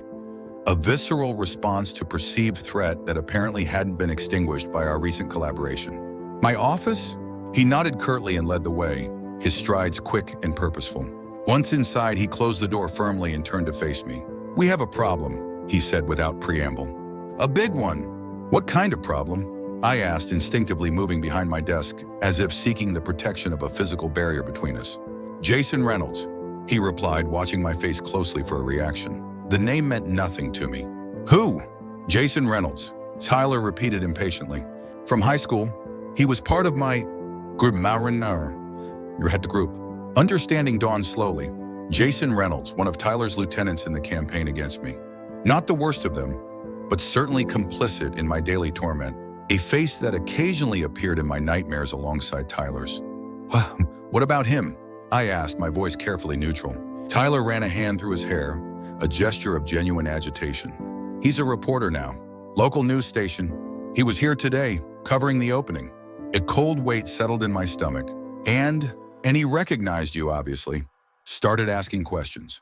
About why we're suddenly business partners. About our history. Tyler paced the small office. Tension evident in every movement. He cornered me while you were with your mother. wanted an exclusive interview with both of us. The fascinating story of how high school enemies became business partners. I sat heavily in my chair as the implications became clear. Our carefully constructed professional narrative was at risk of being overshadowed by the messy, painful reality of our shared history. "What did you tell him?" I asked. "That we reconnected as adults and found common ground through our interest in youth development." Tyler replied promptly. "That the past is behind us and we're focused on the future of the center." Standard PR deflection. And he didn't buy it. I guessed, reading between the lines of Tyler's evident concern. Not even slightly. Tyler stopped pacing to lean against the wall, arms crossed defensively. He says he remembers exactly what went down in high school. Says it would make a compelling human interest story about bullying, success, and redemption. The very framing made my skin crawl. Our personal trauma packaged as inspirational content for the evening news. "We'll decline the interview." Simple as that. Tyler shook his head grimly.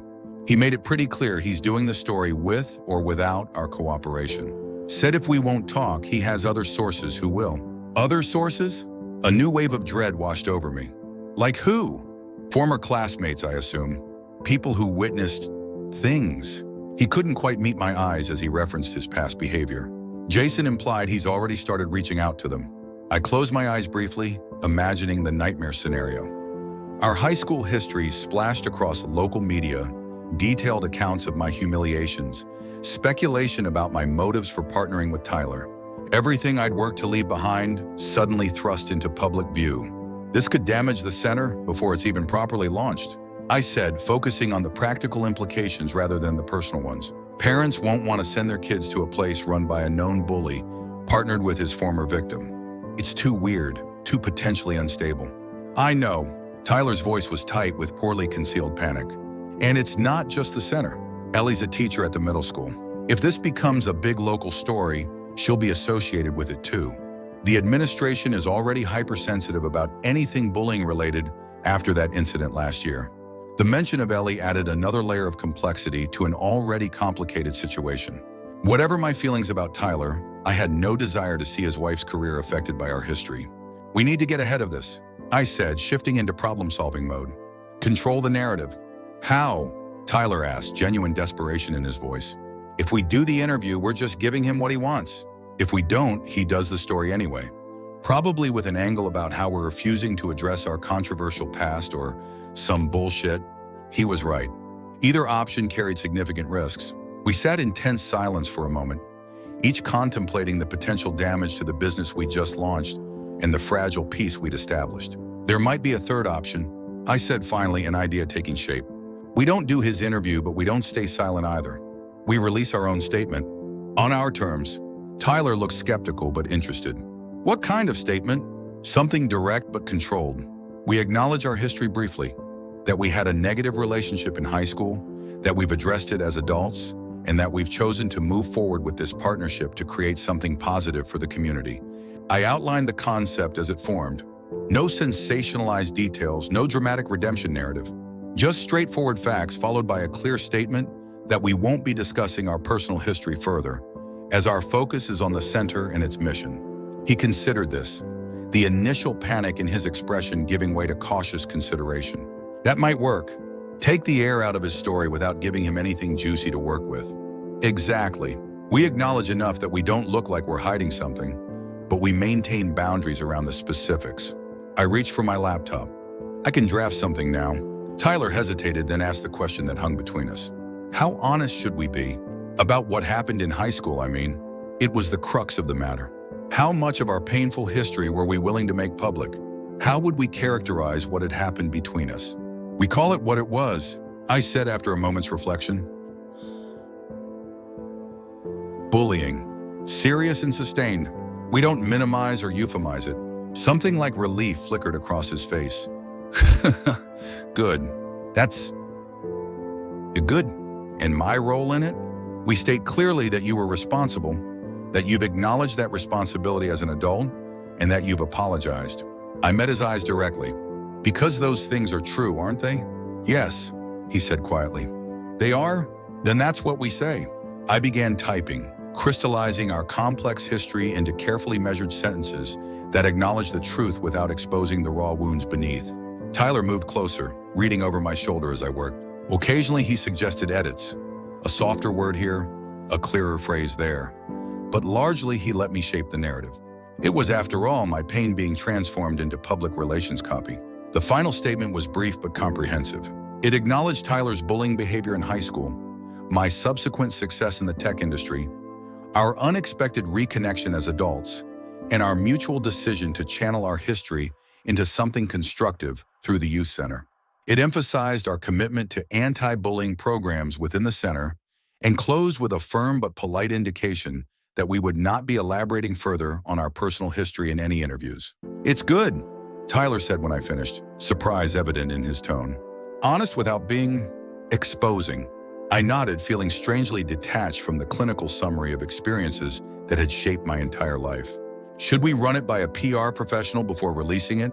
"No time," he replied, checking his watch. "Jason said he's filing his story for the evening news. If we want to get ahead of it, we need to release this now." The urgency of the situation left little room for second guessing.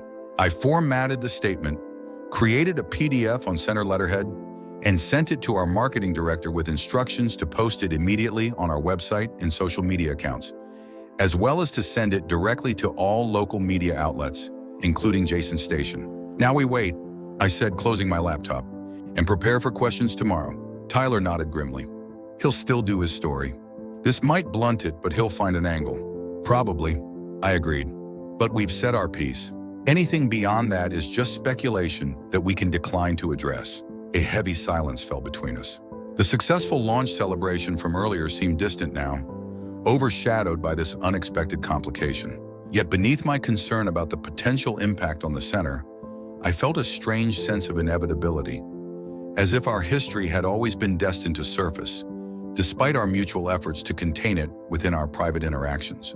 "I'm sorry," Tyler said abruptly, breaking the silence. "This is my fault. All of it."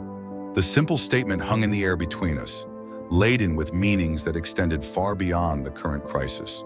Was he apologizing for Jason's story? For our high school history? For the complex chain of events that had led us to this moment? Perhaps all of it. "We'll deal with it," I said finally, neither accepting nor rejecting his apology. "One day at a time." He nodded, accepting this limited response as the most I could offer under the circumstances. "I should get back out there. Make sure everyone's clearing out properly. Check in with staff about how they thought it went." Good idea," I agreed, grateful for the return to practical matters. "I'll join you in a few minutes." Once alone, I sat motionless, trying to process the emotional whiplash of the day. From the pride of the successful launch to the dread of our history becoming public knowledge. My mother's earlier words echoed in my mind. Keep choosing the harder path. The harder path would be facing whatever came next with integrity, without retreating into bitterness or fear. It would mean continuing this uncomfortable partnership with Tyler, maintaining boundaries while working toward our shared goals for the center. It would mean finally accepting that the past could never be fully escaped or resolved, only integrated into who I was becoming. With a deep breath, I rose and returned to the main floor, where Tyler was debriefing with staff. We worked side by side for the remainder of the day, outwardly professional despite the tension humming beneath the surface. The center closed at 6. As the last staff members departed, Tyler and I found ourselves alone in the lobby, exhausted from the emotional roller coaster of the day. "Drink?" he suggested unexpectedly. "I think we've earned one." The offer surprised me. It was the first social overture either of us had made beyond our strictly professional interactions. My instinct was to decline, to maintain the careful distance I'd established. But something in his expression, a vulnerability rarely visible beneath his composed exterior, made me reconsider. "Sure," I said, surprising myself as much as him. "There's a bar at my hotel. Quiet, private." He nodded, relief evident in the slight relaxation of his shoulders. "I'll follow you there." The short drive gave me time to question my decision. Was I ready for whatever conversation might unfold over drinks? Was this wise, given the publicity issue we were already facing? Yet something told me this unplanned meeting might be necessary, a chance to align more authentically before the challenges that tomorrow would inevitably bring. The hotel bar was indeed quiet, with only a few business travelers scattered at tables around the dimly lit space. We claimed a corner booth, ordered scotch for me and bourbon for Tyler, and sat in awkward silence until the drinks arrived. Hell of a day, Tyler said finally, taking a substantial swallow of his bourbon. That's one way to put it. I agreed, rotating my glass slowly without drinking. Another silence fell, less awkward but weighted with unspoken thoughts. Tyler broke it again, his voice lower, more hesitant. I meant what I said earlier. I am sorry. For all of it. Not just today's situation. I looked at him properly then, seeing past the business partner facade to the complex person beneath. Part reformed bully, part struggling adult, part hopeful entrepreneur. Neither the monster of my memories nor the sanitized colleague of our recent interactions. I know, I said simply. Do you? His eyes met mine, searching. Sometimes I think you're just tolerating me for the sake of the sender. That underneath, you still see me as exactly the same person I was at 17? The directness of his assessment was startling. Do you blame me if that's the case? He shook his head slowly. No, not at all. But I guess I've been hoping that eventually you might see that I really have changed. That working together on this center isn't just some weird revenge-turned-business arrangement for me. That I genuinely want to create something good with you. His sincerity was disarming. In the weeks since our confrontation at the coffee shop, we'd carefully avoided conversations this honest, this vulnerable. I'm trying, I admitted. It's complicated. When I look at you, I see different versions simultaneously. The Tyler from high school, the barista I wanted to destroy, the business partner who's actually good at his job. I'm still figuring out how to reconcile them. He nodded, understanding visible in his expression. I get that. I'm still figuring out who I am too, if that makes sense. Who I want to be, at least. The simple acknowledgement of shared uncertainty created a small opening between us. Not friendship exactly, but perhaps the beginning of genuine understanding. The statement we released today, he continued after a moment. The part about channeling our history into something constructive. I really believe that's possible. That maybe all of this, the bullying, your success, my failures, this partnership, maybe it happened this way for a reason. To create something that could help kids avoid the dynamics we fell into. The sentiment bordered on the kind of redemptive narrative cliché I typically despised. Yet there was such earnest hope in his expression that I couldn't dismiss it entirely. Maybe, I conceded, finally taking a sip of my scotch. Though I'd have preferred a less traumatic path to the same outcome. He laughed softly, the sound surprisingly genuine. Fair enough. We finished our drinks in a silence that had transformed from tense to something approaching comfortable. As we prepared to leave, Tyler hesitated, clearly wanting to say more, but uncertain how it would be received. What? I prompted. I was thinking about something Ellie said recently. He began cautiously. About how wounds don't heal properly if they're never exposed to air. They just fester beneath the surface. I raised an eyebrow, waiting for him to continue. Maybe that's what today is, he suggested. Our history getting exposed to air after all these years of being covered up. Painful as hell, but maybe necessary for actual healing. The metaphor was unexpectedly resonant. Possible, I acknowledged. Though I'm not thrilled about our personal healing process becoming evening news fodder. Yeah, not ideal, he agreed with a wry smile. But we'll handle it. Together. The word hung between us, together, carrying implications neither of us was fully ready to examine. Yet it was accurate, at least in terms of our current situation. Whatever came next with Jason's story, with the center, with our complex relationship, we would indeed face it together. I'll see you tomorrow, I said as we parted in the parking lot. Early, probably. Before the media circus begins. I'll bring coffee, he promised. The good kind, not the been there, done that stuff. It was a small joke, the first hint of humor between us, and I found myself responding with a genuine half-smile. Deal. As I watched him drive away, I recognized that some fundamental shift had occurred during our drink together. Not forgiveness, not friendship, but perhaps the beginning of something I hadn't anticipated when I'd first spotted him through that coffee shop window. The possibility of genuine respect between equals, complicated though it might be by our shared history. Whether this fragile new understanding could withstand the public scrutiny that awaited us remained to be seen. But for the first time, I found myself hoping it might. Jason Reynolds' story aired on the 6 o'clock news. I watched it alone in my hotel room, braced for the worst but hoping our preemptive statement had blunted its impact. A remarkable story of redemption unfolded today at the opening of Westlake's newest youth center. The anchor began, her professionally concerned expression in place. High school bully and victim reunited as business partners. turning a painful past into opportunity for local children. The segment that followed was largely factual: footage from the opening, background on the center's programs, brief professional biographies of Tyler and me. Jason appeared on screen to narrate portions, his expression serious as he referenced our troubled history, without providing specific details. While the partners declined to be interviewed for this story, they did release a statement addressing their unique relationship.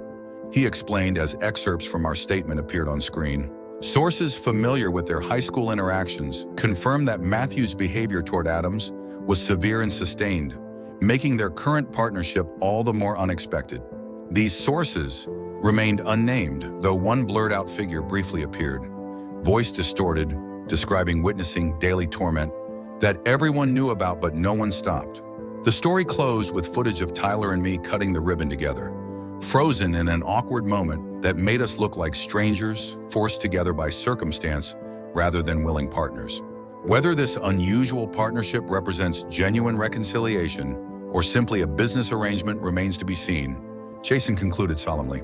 But one thing is certain: the youth of Westlake now have access to facilities and programs that might help prevent the kind of bullying that once defined these men's relationship. It wasn't as bad as it could have been. No specific incidents were described, no humiliating details exposed. Yet watching our complex history reduced to a tidy 3-minute human interest story left me feeling oddly violated, as if something precious had been cheapened by exposure. My phone buzzed with a text from Tyler. "Seen it?" "Yes," I replied simply. "Could have been worse," came his assessment. "True," I agreed. "Tomorrow will be interesting. That's one word for it," he responded. "Ellie says hi." The casual mention of his wife, of their shared observation of the story, reminded me of the vast differences in our current lives, despite our professional collaboration. Tyler went home each night to a partner, a house, a shared existence. I returned to an impersonal hotel room, my real life suspended in California while I navigated this strange interlude in my hometown. "Tell her hello," I texted back, then set the phone aside, suddenly exhausted by the day's emotional demands. Sleep came fitfully, interrupted by dreams where I was simultaneously my adult self and my teenage self, watching helplessly as Tyler morphed between his various incarnations: bully, barista, business partner, while news cameras recorded everything. I woke early, unsettled but resigned to facing whatever awaited at the center. When I arrived at 7, Tyler's car was already in the parking lot. I found him in the main office, phone pressed to his ear, expression grim. "Yes, I understand your concerns," he was saying, "but I can assure you that the personal history between Mr. Adams and myself has no impact on the center's operations or the quality of our programs."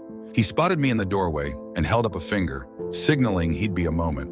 "We'd be happy to schedule a tour for you to see the facilities and meet our staff," he continued smoothly. "Perhaps later this week?" "Excellent. We'll look forward to it." He ended the call with a forced smile and immediately dropped into his chair with a sigh. Parent council president from the elementary school. Concerned about the stability of our partnership given our troubled history. "First of many, I assume," I said, setting a to-go cup of coffee on his desk, a reciprocation of his earlier offer to bring the good stuff. "Fourth so far this morning," he confirmed, accepting the coffee with a grateful nod. 2 more cancellations for programs. One very bizarre offer from a reality TV producer who wants to make a show about reformed bullies. Despite the seriousness of the situation, I couldn't help a short laugh at the absurdity of that last one. "Please tell me you declined." "Shockingly, I did," he replied with a hint of his own dark humor. "Though the money would have been nice." I took the seat across from his desk, surveying the space that had been transformed from a standard office into command central for crisis management. Printouts of emails, lists of calls to return, and a draft of talking points covered every available surface. "We need a strategy," I said, stating the obvious. "Beyond reactive responses to each individual concern." Tyler nodded, running a hand through his already disheveled hair. "I've been thinking about that. What if we lean into it instead of just doing damage control?" "Lean into it how?" I asked warily. "By making it part of the center's mission," he explained, leaning forward with renewed energy. "We already plan to have anti-bullying programs, right? What if we make that a cornerstone of what we do here?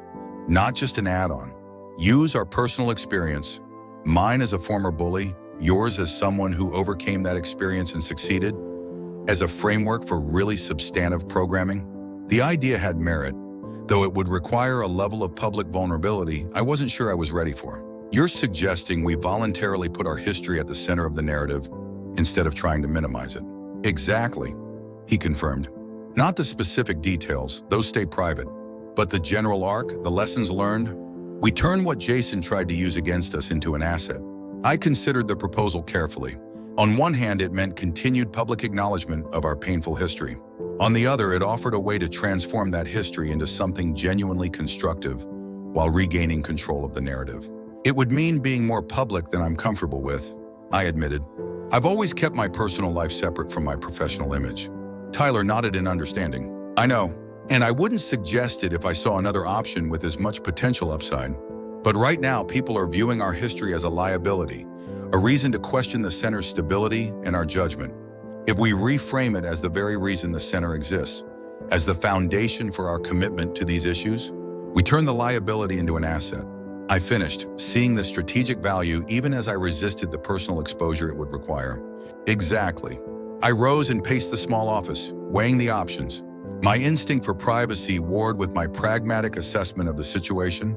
The center was too important, to the community, to Tyler's future, and increasingly to my own sense of purpose, to let it fail because of my discomfort with publicity.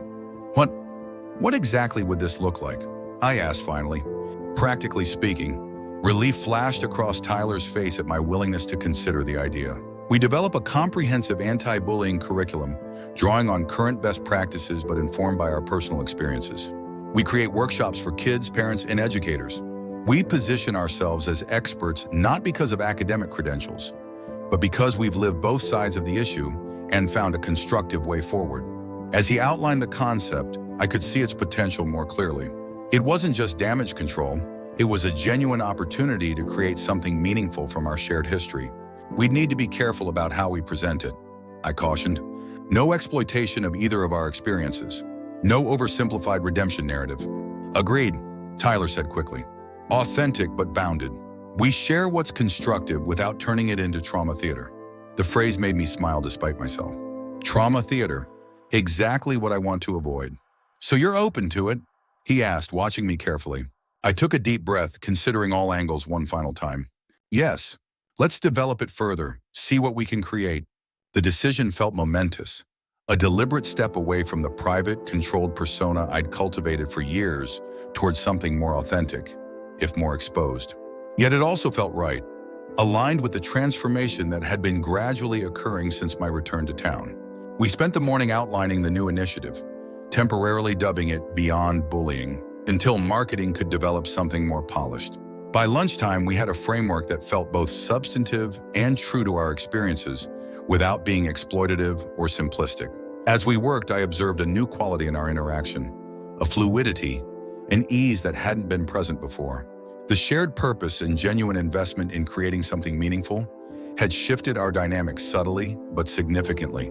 This is good, Tyler said as we reviewed our draft. Really good. Not just as a strategy for the current situation, but as a program in its own right. I nodded in agreement. It feels right, using what happened between us to prevent it happening to others. A moment of understanding passed between us. Not quite friendship, but a genuine connection founded on shared purpose and unexpected alignment. For the first time, I could envision a future where our partnership transcended its complicated origins to become something genuinely constructive for both of us. We should get the staff involved, I suggested. Many of them have relevant experience or training we can incorporate. Good idea, Tyler agreed. And we should talk to Ellie too. As a teacher, she has perspective on what schools are already doing and where the gaps are. The casual inclusion of his wife in our professional planning indicated a new level of integration between our business relationship and our personal lives, a boundary I'd previously maintained with careful rigidity. That makes sense, I said, surprising myself with my comfort at the suggestion. Why don't you invite her to join us for lunch? We could use her input on the educational components. Tyler looked momentarily startled by my openness to involving Ellie, then smiled with genuine warmth. I'll call her. As he stepped out to make the call, I reflected on how drastically my relationship with Tyler had evolved in the weeks since my return to town. From vengeful enemy to reluctant partner to something approaching genuine collaboration, The progression defied any expectation I'd had when I first spotted him through that coffee shop window. It wasn't forgiveness exactly. The past remained the past with all its pain and damage. But it was something equally powerful. The choice to create something new from the ashes of that history. Something that might help others avoid similar wounds. My mother had been right. The harder path was indeed working for me. Not perfectly, not without complications, but working nonetheless. Leading somewhere I hadn't anticipated, but increasingly welcomed. When Tyler returned, confirmation of Ellie's imminent arrival in hand, we resumed our planning with renewed energy. There would be challenges ahead, skeptical parents to convince, media interest to manage, our own complex feelings to navigate. But for the first time, I felt genuinely hopeful about our ability to face those challenges together. Not as former bully and victim, not as reluctant business partners, but as two imperfect people committed to creating something better than their shared history would have predicted. It wasn't the revenge I'd originally sought when I returned to town. It was something far more valuable, redemption, not just for Tyler, but for me as well. Redemption from the bitterness and resentment that had shaped too much of my life since high school. As we worked side by side, mapping out a future neither of us could have imagined weeks earlier, I felt the last of my vengeful impulses dissolve, replaced by something healthier, something more aligned with the person I truly wanted to be. The boy who had suffered at Tyler Matthews' hands would always be part of me, but he no longer defined me. Neither did the successful but isolated man who had returned to town seeking revenge.